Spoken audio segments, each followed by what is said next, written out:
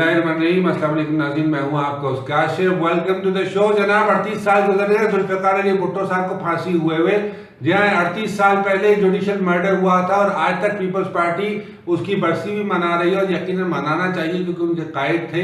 लेकिन साथ साथ उन्हीं के नाम पे आज भी वोट मिल रहे हैं और एक ही नारा चल रहा है, आज भी भुट्टो जिंदा है। पब्लिक अब मरती जा रही है अपनी जगह पे, लेकिन बहरहाल भुट्टो उनकी जिंदगी में मौजूद है और वो जिंदा है। और यकीनन पीपल्स पार्टी वालों के लिए बहुत बड़ा बाइस फख्र है ये बात कि उनके लीडर्स ने जमहूरियत के लिए कुर्बानियां दी। और यकीनन इसमें कोई शक नहीं है कि बहुत बड़ी फेडरेशन की पार्टी थी पीपल्स पार्टी। लेकिन बीबी की डेथ के बाद जब वो हाईजैक हुई और उसके बाद फिर जब मामला हुए तो चरागों में रोशनी ना रही। जहां आप आते हैं जनाब नईमुल हक साहब के बयान के ऊपर। नईमुल हक साहब ने जनरल कियानी पर एतराज कर दिया और बाद में उन्हें खफाई देनी पड़ी, कर लगे यानी मेरा जाती मौक़िफ़ था, इसका पार्टी से कोई ताल्लुक नहीं। बात यह कि why are we treating our leaders as holy cow और rather the people in power और who have been in power as holy cow.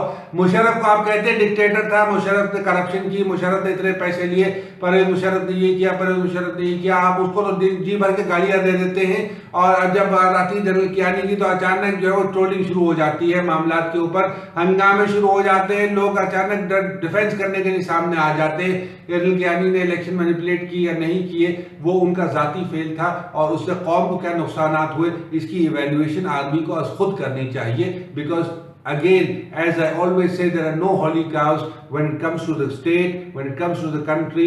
मुल्क के बेनिफिट के लिए हर किसी को बाइस इक़्तिदार हो या ना हो उसका एहतसाब होना चाहिए और ना सिर्फ एहतसाब होना चाहिए बल्कि अगर किसी ने गलत काम किया है तो उसे सजा मिलनी चाहिए ताकि ये बात तय हो कि रियासत सबसे ऊपर है, उसके बाद सियासत आती है। सियासत की बात करते जनाब तो रेहाम खान के स्टेटमेंट में भी बड़ी ट्रोलिंग हो रही है और यकीनन रेहाम खान को मैं पहले भी मिल चुका हूँ कई मरतबा और उससे मैंने यही कहा, मैंने कहा देखो बात यह है कि आप इसको सच्चाई जो आपका एंगल है उसको सामने लेकर आइए ताकि ये बात सामने क्लियर हो, अफशा हो कि भाई क्या आप किस चीज से गुजरे थे, क्या हुआ था, क्या आपने ऑब्जर्व किया।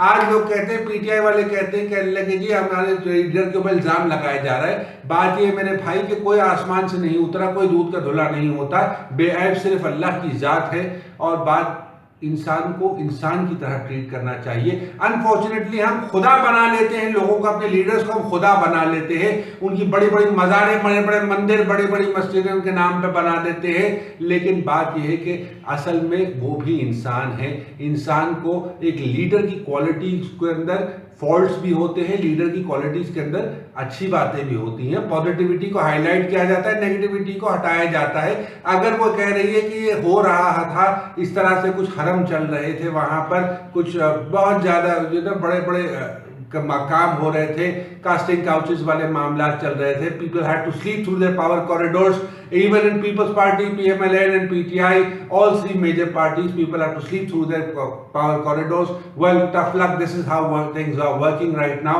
But we need to understand कि ये चीज खत्म होनी चाहिए।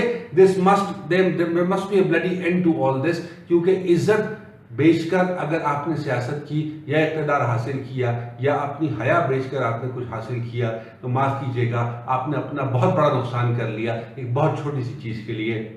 अपना और अपने अहले खाना का बहुत ख्याल रखिएगा, हो सके तो मुझे भी अपनी दुआओं में याद रखिएगा और सोच के गौर करके फिर फैसला कीजिएगा। अंटिल द नेक्स्ट टाइम, अल्लाह ने कहबान।